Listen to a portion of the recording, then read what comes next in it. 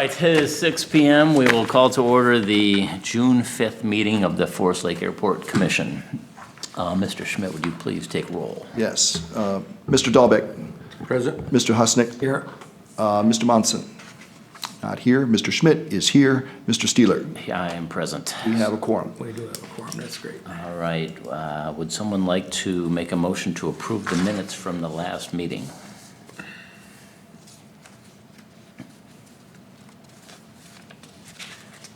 I didn't see any changes or anything that needed, so I'd make a motion that we approve the minutes of the last meeting. Is there a second? I will second that. Mr. Dahlbeck seconds it, and all in favor? Aye? Aye. And the minutes are approved from the last meeting. And Bolton and Menk's representative is not here this evening, but I believe Mr. Undum has an update for us. I do. Members of the commission, I've had multiple conversations with Silas, just kind of getting updates. I know at the last meeting I said that we'd hopefully have the update on where MnDOT was with their green light list for the projects for the next fiscal year. Given the fact that the budget was approved late in the session, MnDOT still has not released those green lit projects. What Silas did tell me was that, from what he heard, was that the funding was higher. MnDOT got more funding than they thought they were gonna get, so that could potentially get another couple of projects that may, be in that mix.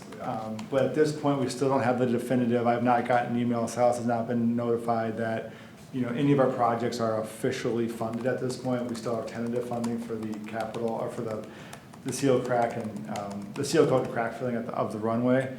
So we basically are still kind of in the same holding pattern as of last month. So I asked him, I said, at this point, does this have any bearing on the project timing? And he said, we're still fine for a fall project let.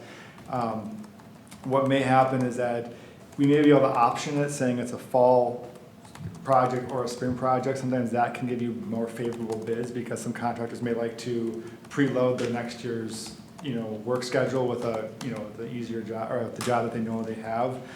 So he's gonna take a look at when those projects get green lit, and potentially do the bid packaging with the option of either doing a fall of 19 or a spring of 20, to see if we might get better pricing because of it. And I asked him, I said, if we do a spring, does that have any negative impact on the pavement right now? And he said, no. He's like, you're still totally fine with that. Yeah, So yeah. you just may get better pricing on it, but we were hoping to come forward tonight with, we have the green lit, we're making recommendations for acceptance.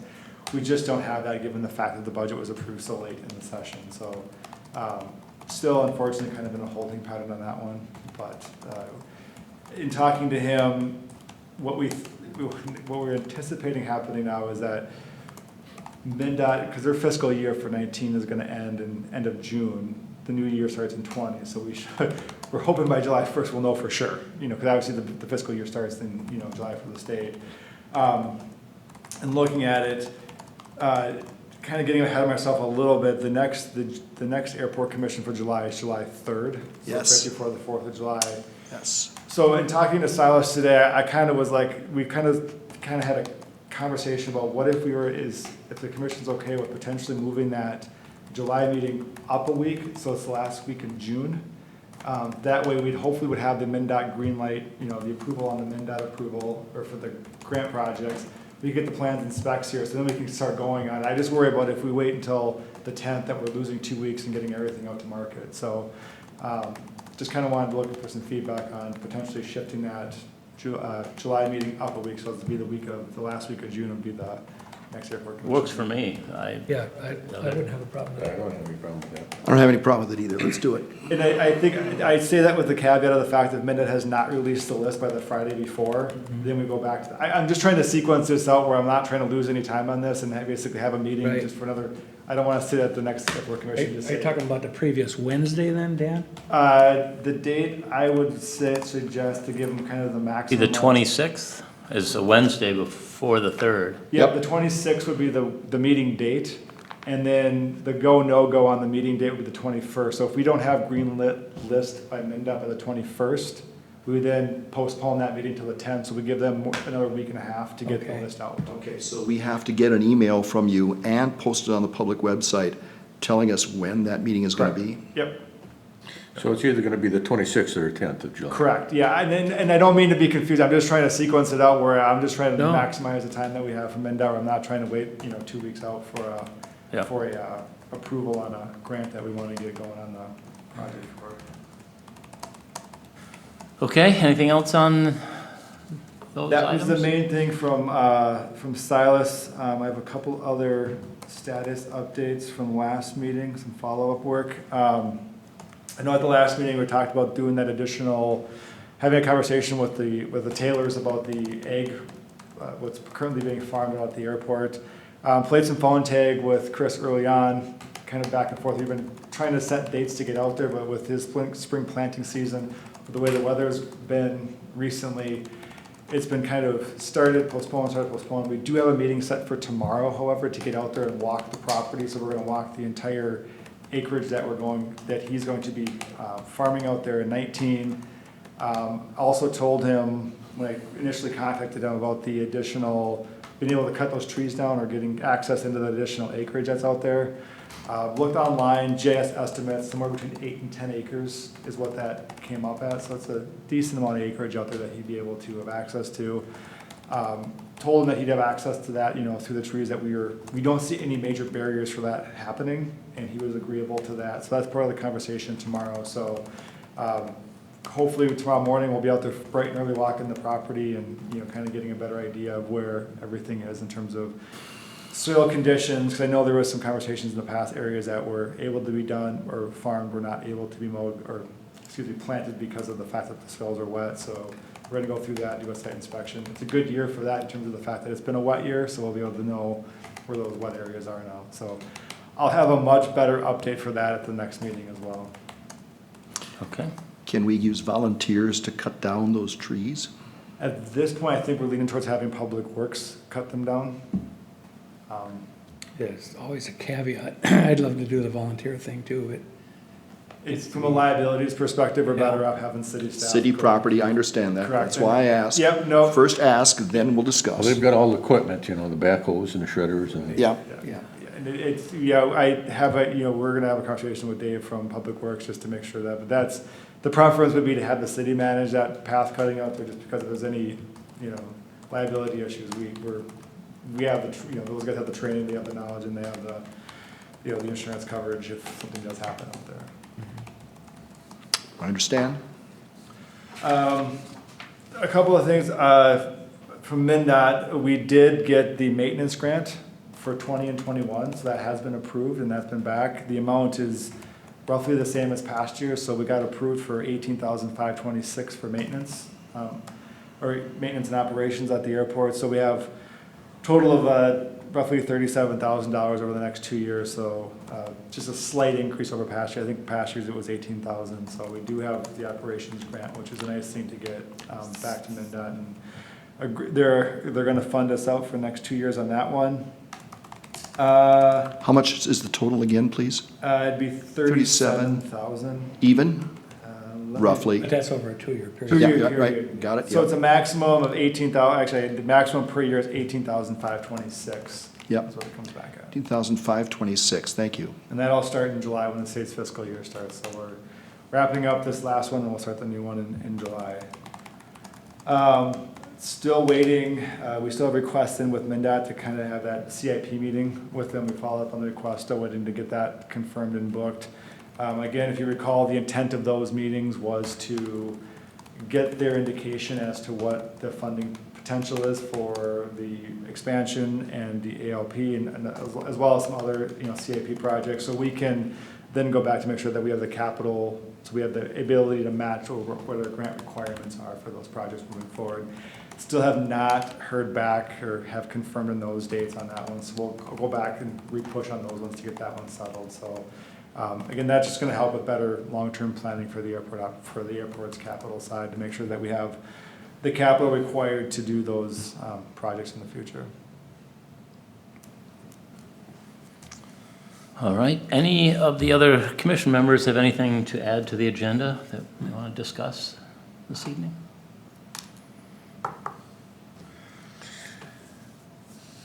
The mowing areas, are we gonna go down that one, or? Oh, What do you want to talk about, mowing additional areas? Yeah. I thought you covered that And in I the apologize, I farmland. overlooked that, I apologize. Yeah, so I did instruct Dave to mow the reduced areas this year. I did go out there today and took a look, and it looks like that's what he's mowing according to the standards. So just, if you heard any feedback from hangar owners, is, good, bad, indifferent? There's less area being mowed. Seems to me when I read that paper from MinDOT that we're kind of obligated to mow out like, 7 feet or something like that from the edge of the runway, so that kind of thing. But, Yeah, I mean, it's a pretty substantial change in overall how much we've done in the past. We've shrunk that footprint up quite a bit. that'll help a lot. Just wanted, if there's feedback either way on it, let me know, we can adjust a little bit on it, but just kind of wanted to see, I mean, granted, we're still relatively early in the mowing season, so it probably hasn't reached full height yet, but you can definitely tell when I was out there today, compared to past years, there's a significant reduction in the amount that. Significant, yeah. I mean, if you ever plan on doing any event or anything, I mean, it's That's a problem. You'd have to a mow big out. problem. You Yeah. should be kept up on mowing, but, I think there should be a little bit more grass mowed between the runway, clearway and the hangars. I mean, it's really, you're kind of showing off your airport out there, and it's gonna look pretty tough in another couple weeks, that whole area. Should we look at a map and see specifically what you're proposing? Well, just where the hangars, Can you From put the taxiway that goes to all west, the. yeah, the taxiway between west that towards the and the. runway.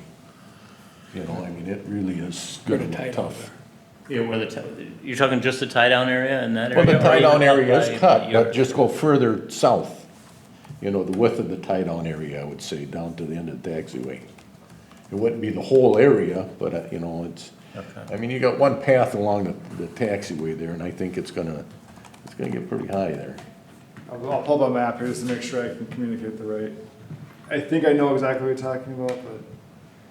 I mean, it's where we used to extend down and park all the planes during the fly-in down there, where all cars would run and stuff. I'm talking, the tie-downs are here, but, extend this area, just this width down here, I would say. Right there. Yeah, that's what you're talking about, right, Tim? I am. So kind of, yeah, just extend this down, widen this out a little bit here. I mean, just go as wide as you're cutting the tie-down area, but I mean, it really is gonna grow in a hurry there. I mean, to me, Yeah. it doesn't make any difference, but I'm just, from an appearance, when somebody comes in there, I mean, that's gonna really get overgrown in a hurry. Another thing I think we need to do is there's some hangar owners that have had their hangars up for 2 years and haven't done anything with their yard. Yeah, I think we should send emails out to everybody, Yep. don't miss anybody. Exactly. everybody. Reminder that, hey, we have an obligation to maintain your hangar and keep the grass cut and all that's good. And don't miss anybody, tell it, Right. we're not trying to pick on any particular person, but we need to do that. I know I myself met with a landscaper in the spring this year, and they're But that's- so busy there. No, that's a different story. Yeah. I mean, you got grass coming in, you planted seed. I threw some seed on that. I mean, you got one grass side, coming in, but there's a hangar owner out there that hasn't done anything for 2 years, and he Right. told me he's not gonna do anything. Yeah, that's not gonna, we can't have that. Yeah.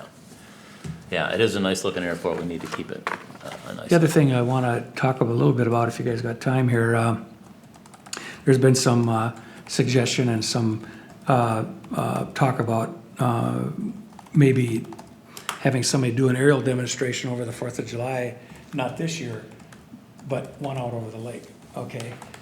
We got to start slow, this takes a lot of work to do that, because it takes a whole bunch of cooperation between the airport commission, the city council, the sheriff's department, all that. The lake really is big enough to have that aerobatic box Over Forest Lake. over Forest Lake, over First Lake. And if a guy could do it, or have that event take place maybe hour and a half before the fireworks or something like that, when everybody's downtown watching everything, and there's no question that it can be done safely. There's just some parameters that you have to go by, and you can't have boaters directly underneath that going on, so you'd have to have some cooperation from the sheriff to just have the boaters get back. You gotta be, I don't know, 300 or 400 feet back from that imaginary shoebox, and so it's gonna take a lot of conversation and it's gonna take some fundraising on our part. And, but I think it'd be just a great addition to the Fourth of July celebrations here. And, because the airport itself is just, that envelope, that box that you need, this aerobatic box isn't quite big enough at the airport. And then it'd be really tough for anybody trying to observe what's going on. But out over the lake, the whole city's watching the lake there, you know. So anyways, we're gonna look into it. We're checking, we've been talking to the feds, whoever, just to get the ball rolling. This is done in lots of different places, you know, where there's enough room. And I think it would be pretty interesting and it'd just bring a lot more people into town, you know? Yeah, I agree. So, I will be bringing this up at one of our workshops here pretty soon, and we're gonna be talking about that because there's no way that we can make it happen this year. So it'd be another year, because the people that, that do these demonstrations, man, they're booked out 2 years sometimes, you know? The other thing too, we were talking about one aircraft, one 20-minute routine, whatever it is, and go with that, you know, so, and then right after that would be the fireworks. So, we'll be talking about it. I'll keep you guys posted what's going on. Any input is welcome, and I think we should move forward here as soon as or at least we're gonna keep moving forward with getting the information at hand. Sure. And maybe it's not Researching feasible. it, yeah. But we think it is, and we're gonna try keeping it going, so, all right, that's all I have. Dan, or Sam, can you bring this up to the city council too? Oh, it will be, Yeah. I'll bring it up at Okay, at the one of the workshop. workshops. I'll Okay. make sure it's on a workshop, so. I've caught wind of this too, and I think it's a great idea. Yeah. And I've done some research in it already, and I've got some names and some planning. I've talked with some guys at the airport about it, and I think it's a great idea. The whole thing is to promote general aviation, Right. you know? Right. And then you can tell people, this is not how you fly. What those guys do in an airplane is Unbelievable. Oh, yeah. completely out of whack. But anyways, Anyone have anything else? No, is there a motion to adjourn? Oh, One quick thing. Sam, they were out working on the Pappies today, were they? somebody was out there working on something. So we have no status, no idea still what's happening on those. So, They worked the other night. I was out there at 10 o'clock, and a guy flew in from Lino Lakes. And the Pappies worked, and he landed his 182, and he bought gas at our place, and then he went back to Lino Lakes Air Park. So I was really pleased. I welcomed him to the airport, but the Pappies worked perfectly. I was sitting inside working on studying for the instrument rating. yeah, there's something just intermittent with them things. Were they working at all when you were flying in or not? In and out? You pay any attention. yeah, you don't use them? I don't usually use them, unless I think of it coming in just to test them out, Yeah. I'll click them, but last time I did, they worked, so. That's all I I'm got. flying today, and I couldn't tell you if they were working or not. You're busy doing other things, huh? Motion to adjourn? So moved. Second? I second it. All right, all in favor, aye. Aye. So moved, we are adjourned.